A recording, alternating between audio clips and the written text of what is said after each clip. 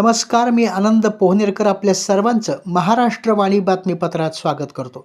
पाहूया आजच्या विशेष घडामोडी.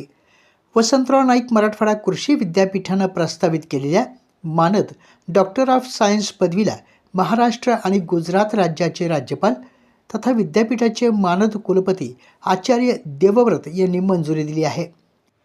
या मानद पदवीसाठी 2 मान्यवरांची निवड करण्यात आली आहे. यामध्ये महाराष्ट्र राज्याचे मुख्यमंत्री नामदार देवेंद्र फडणवीस यांनी शेती आणि शेतकरी विकासाचे अनेक महत्त्वपूर्ण उपक्रम राबवले आणि धोरणात्मक निर्णय घेतले आहेत. स्मार्ट प्रोजेक्ट आणि पोकरा तसेच महाराष्ट्र कृषी AI धोरणामुळे महाराष्ट्र आज भारतातील कृषी क्षेत्रातील लाईट हाऊस स्टेटस म्हणून उदयास येत आहे. दूरदर्शी नेतृत्वाखाली महाराष्ट्र हे महाॲग्रो AI पॉलिसी 2025 ते 29 जाहीर करणारे देशातील पहिले राज्य ठरले आहे.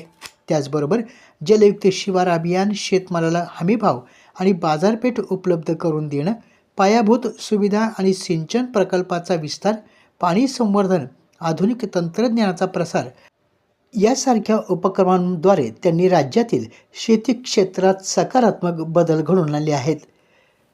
त्या दृष्टीनं वसंतराव नाईक मराठवाडा कृषी विद्यापीठ त्यांना डॉक्टर ऑफ सायन्स मानद पदवी प्रदान करून सन्मानित करणार आहे. तसेच परभणी जिल्ह्यातील माळसोन्ना येथील प्रगतशील शेतकरी आणि ज्येष्ठ कार्यकर्ते श्रीरंग देवबा लाड यांचीही डॉक्टर ऑफ सायन्स पदवीसाठी निवड करण्यात आली आहे. शेतकऱ्यांसाठी त्यांनी सातत्यपूर्ण आणि घनिष्ठ संपर्क तसेच राष्ट्रीय स्तरावर मान्यताप्राप्त दादा लाड कापूस तंत्रज्ञान हे त्यांचे सर्वात मोठे योगदान मानले जाते. उद्या दिनांक 11 डिसेंबर रोजी होणाऱ्या दीक्षांत समारंभात मराठवाड्यातील 8ही जिल्ह्यातून निवड समितीच्या अहवालानुसार सर्वसाधारण गटातील 9 आणि महिला गटातील 2 अशा एकूण 11 शेतकऱ्यांची निवड करण्यात आली आहे. परभणी शहरामध्ये घडलेल्या संविधान विटंबना प्रकरणात पीडितांना अद्याप न्याय मिळालेला नसल्याचा आरोप करत महाराष्ट्र प्रदेश काँग्रेस कमिटीने मुख्यमंत्री देवेंद्र फडणवीस यांना निवेदन दिलं आहे. सोमनाथ सूर्यवंशी यांच्या मृत्यूबाबत पोलीस अधिकाऱ्यांवर कारवाई न झाल्याचा तसेच जबाबदारांवर गुन्हे दाखल करण्यात पोलीस प्रशासनाकडून ढिलाई होत असल्याची तक्रार देखील करण्यात आली आहे. याचबरोबर सोमनाथ सूर्यवंशी आणि विजय वाकोडे यांच्या कुटुंबियांना न्याय द्यावा या मागणीसाठी देखील आज दिनांक 10 डिसेंबर रोजी परभणी शहरातील डॉक्टर बाबासाहेब आंबेडकर यांच्या पुतळ्याजवळ रास्ता रोको आंदोलन करण्यात आलं. यावेळी विजय वाकोडे, रवी सोनकांबळे, सिद्धार्थ भराडे यांच्यासह नागरिक मोठ्या संख्येनं उपस्थित होते. परभणी जिल्ह्यात दाखल असलेल्या सोयाबीन चोरी, वाहन चोरी तसेच इतर मालमत्तेच्या चोरीच्या गुन्ह्याचा छडा लावण्यात परभणी पोलिसांना यश आले आहे. पोलीस अधीक्षक रवींद्रसिंह परदेशी यांनी जिल्ह्यातील विविध पोलीस स्टेशन हद्दीत घडलेल्या चोरीच्या गुन्ह्याचा समांतर तपास करून आरोपींवर कारवाई करण्याचे आदेश संबंधितांना दिले होते. त्या अनुषंगानं 8 डिसेंबर रोजी पेट्रोलिंग करत असताना पथकाला माहिती मिळाली. त्या अनुषंगानं बोरी पोलीस स्थानक हद्दीतील मुख्य आरोपी ज्ञानेश्वर शंकर पवार यास ताब्यात घेण्यात आले. पोलीस खाक्या दाखवताच आरोपीने आपल्यासोबत सागर तुकाराम काळे आणि गणेश राजू काळे हे दोघेजण साथीदार असल्याचे स्पष्ट केले. या सर्वांकडून त्यांच्या घरात असलेल्या सोयाबीनचे 43 कट्टे ज्याची किंमत अंदाजे 70,000 रुपये आहे असा मुद्देमाल यावेळी जप्त करण्यात आला. ही कारवाई पोलीस अधीक्षक रवींद्रसिंह परदेशी यांच्या मार्गदर्शनाखाली आणि अप्पर पोलीस अधीक्षक सूरज गुंजाळ यांच्या नेतृत्वाखाली स्थानिक गुन्हा शाखेचे पोलीस निरीक्षक विवेकानंद पाटील, सहाय्यक पोलीस निरीक्षक पांडुरंग भारती यांच्या पथकाने केली.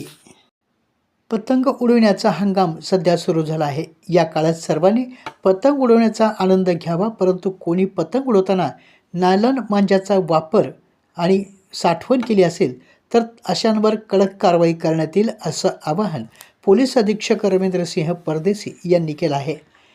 नायलॉन मांजामुळे सायकल, मोटरसायकलवर जाणाऱ्या प्रवाशांचे गळे कापले जाऊन गंभीर दुखापती होऊन प्रसंगी जीवावर देखील बेतले जाते असं निदर्शनास आलं आहे. त्यामुळे या नायलॉन मांजाविरोधात परभणी पोलीस दलानं तपासणी मोहीम हाती घेतली आहे. त्यामुळे कोणीही नायलॉनच्या मांज्याची विक्री करू नये असं आवाहन देखील करण्यात आलं आहे. हिंगोली जिल्ह्यात रब्बी हंगामाची पेरणी जवळपास पूर्ण झाली असून खताच्या दुसऱ्या डोससाठी शेतकऱ्यांकडून DAP आणि युरिया खताची मोठ्या प्रमाणावर मागणी आहे. वसमत तालुक्याच्या बाजारामध्ये खते उपलब्ध असूनही शेतकऱ्यांना पुरवठा न केल्याच्या तक्रारी तालुका गुणनियंत्रक निरीक्षकांकडे प्राप्त झाल्या होत्या. या तक्रारीच्या अनुषंगानं जिल्हास्तरीय भरारी पथकाद्वारे सलग 4 दिवस वसमत येथील कृषी निविष्ठा विक्री केंद्राची तपासणी करण्यात आली. तपासणी दरम्यान ज्या विक्री केंद्रावर अनियमितता आढळून आली त्या केंद्रांवर परवाना अधिकारी तथा जिल्हा अधीक्षक कृषी अधिकारी यांच्याकडून परवाना निलंबनाची कारवाई करण्यात आली. खत नियंत्रण आदेश 1985 अन्वये वसमत शहरातील एकूण 11 खत विक्रेत्यांचे परवाने निलंबित करण्यात आले असून यामध्ये जय किसान कृषी केंद्र, बसवेश्वर कृषी केंद्र, Shri Venkateshwara agro agency, Shivchhatrapati agro solution, Mauli कृषी सेवा केंद्र, श्री साई फर्टिलायझर्स, बाहिती कृषी सेवा केंद्र, हरिओम कृषी केंद्र, ओम कृषी केंद्र, बजरंग कृषी केंद्र आणि गुरुकृपा कृषी केंद्र यांचा समावेश आहे.